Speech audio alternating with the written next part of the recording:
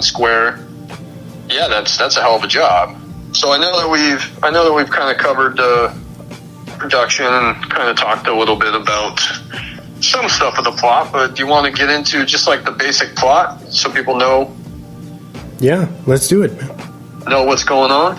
So it starts out at Christmas time, and there's this wealthy couple, and in a cameo is Paul Rubens, who Burton had worked with on Pee-wee's Big Adventure. Paul Rubens is, Pee-wee Herman. Mm-hmm. And he's playing the Penguin's father in the film. They actually wanted Burgess Meredith to play the Penguin's father, but I think he was sick, or he was ill at the time. So Burton went with Rubens, but they have the kid. It's obviously you never see the child, but it's obvious that something is wrong. Yeah, like the cries of the nurse and the scream of the parents when they see him.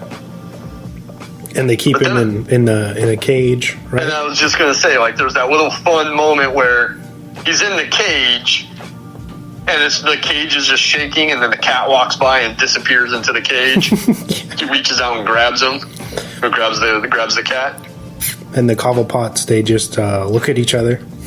Yeah, they're just smoking and drinking martinis, like it's not a big deal.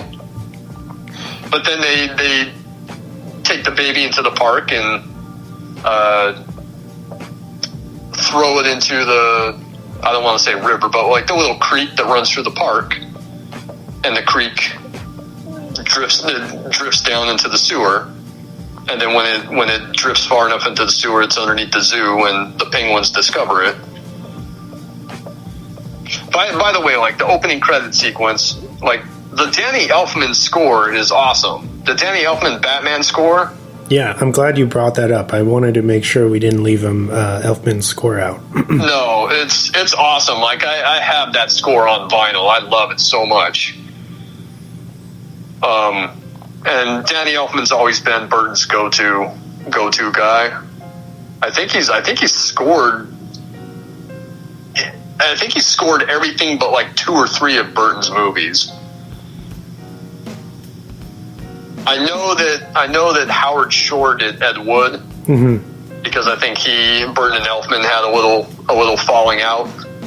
But I mean that shit was over quick because Elfman is right back on Mars Attacks, which is the next movie, and I think he's done everything since, with the exception of 1 or 2 of them. I'd have to look at. I don't think he did the score for Miss Peregrine's School for Peculiar Children, whatever that movie is. It's too long of a title. I know it's based on a book. Miss Peregrine's School for Peculiar Children, something like that. Let me look it up here so I don't keep fucking it up. It's like the Birds of Prey title that supposedly nobody went to see the movie because the title was too confusing. Yeah, didn't they? Miss Peregrine's Home for Peculiar Children. That's the title. Okay, so I don't fuck that up anymore. I don't think Elfman did the score for that one. Okay. But going back to the Birds of Prey thing really quick, didn't they change the name of it like on Fandango so that people would get that movie? It was they changed it to Harley Quinn and the Birds of Prey, which seems a little silly, but whatever. When they advertised it, did they advertise it under its full title or just Birds of Prey? They were. The original marketing was, I think it's Birds of Prey and the Fantabulous Emancipation of One Harley Quinn, which is obviously being playful with her, weird personality. But I feel like people just didn't get it, I guess. But yeah, so yeah, once the movie kind of started to tank, the theaters got scared and kind of switched it up. But I don't know. It is what it is. I think we talked a little bit about that on our last episode. Talked about last week. Yeah. They wanted the name recognition. as opposed to just a title that most people probably weren't familiar with. Mm-hmm. But yeah, let's shout out Danny Elfman, because the Batman score for both of the Batman movies is amazing. As is a lot of his Burton work is pretty great. And I mean, Edward Scissorhands is so good. Beetlejuice is so good. But yeah, the Danny Elfman score, especially in the title sequence, is awesome. And it's a bit more playful throughout the movie. It's not as kind of dark and solemn as it is in the first film. And it's even kind of incorporates like the circus music. Yeah. When the Red Triangle game comes out, or when Batman fights him. That gang has a few fun moments too, you know, like little one-liners. What's a big one? When the Penguin kind of hatches his plot to steal all the first children of Gotham and basically murder them.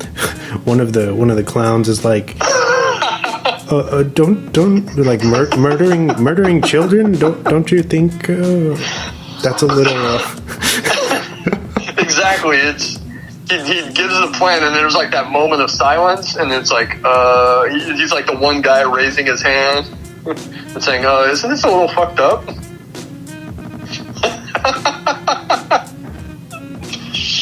One of the other guys, the guy that kidnaps the mayor's baby, Mm-hmm.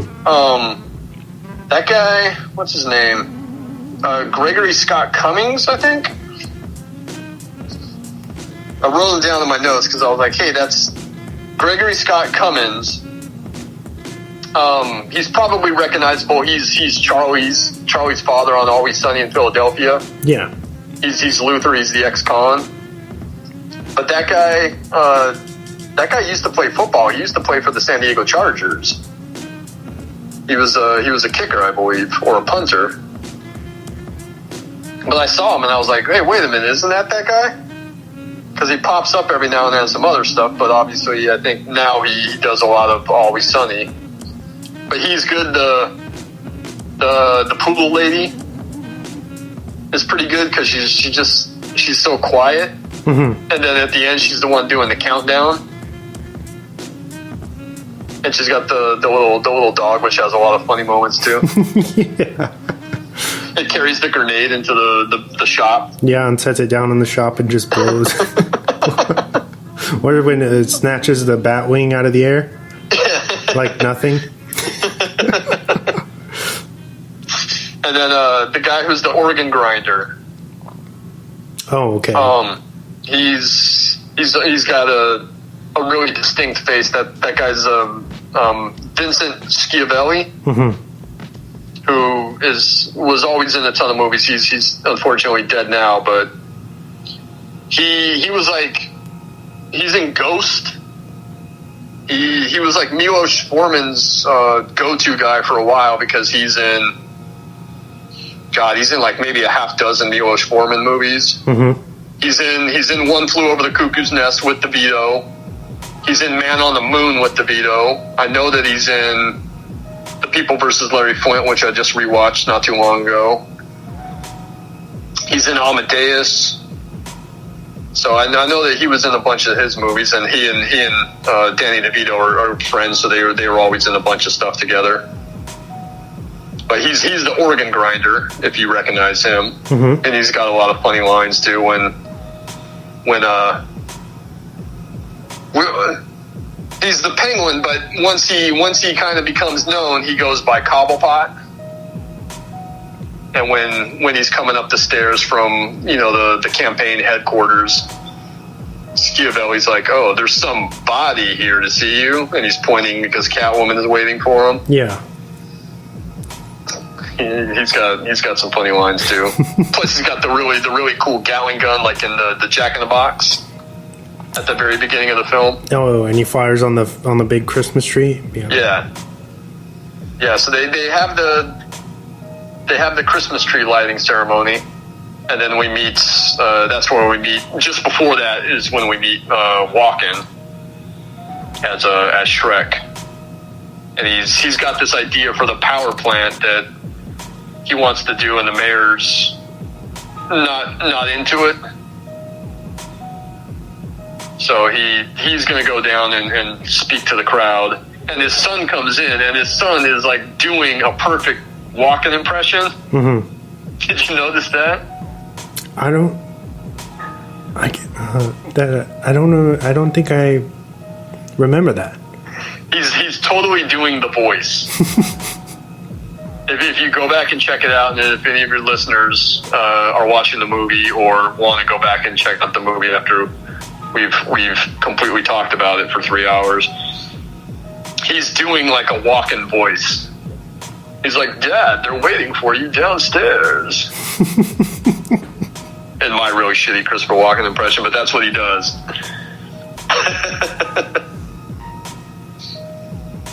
So he goes down. We also meet Selena Kyle because she's Max Schreck's secretary. There's a very funny callback in the beginning where the newspapers are talking about the Penguin Man in the sewer. Mm-hmm. And I think that's a pretty good callback to the first movie, because there was always this talk of this man bat in the city. And the newspapers in the beginning of Batman Returns mirror that.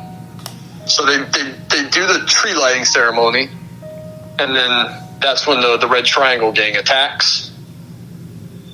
And then Batman comes in to save the day. And one thing about Keaton's Batman was that he was always kind of sadistic. He's always like pretty violent. Like when he jacks like one of the dynamite packs off of one of the goons, and he ends up putting it on one of the bigger guys who's obviously way bigger than him, and psychs him out, and he just throws him down in this like what looks like a cellar, and the guy clearly blows up, which is funny because it kind of goes against the mythos of Batman, at least what he came to be, where he was against killing people, but he definitely, I would say, he killed that guy, right? Oh yeah, for sure. He kills a bunch of people in the first movie too. Like he blows up the chemical plant, and he fights all those guys in the church. But he throws the guy down the thing with the bomb, which is really funny because the guy's like, "Hit me," and he punches him, and the guy acts like it was nothing. Mm-hmm. But then there's that great shot of Batman just like looking down, and then the guy looks down and he has the bomb strapped to him, and he just throws him down the cellar or into the subway or whatever is down there. And then the guy clearly explodes because you hear the explosion and all this confetti looking stuff goes flying up. But he does the thing with the Batmobile where the fire breather breathes on it, and then he just turns the Batmobile around and burns him with the jet engine in the very beginning. Oh yeah, that's right. With the Jester or whatever that. The Jester. He blows up a shop with the fire, and then when the Batmobile arrives, he blows the fire on the windshield, and Batman just spins the Batmobile around and hits the jet engine and fries that guy. And keeps going. Yeah.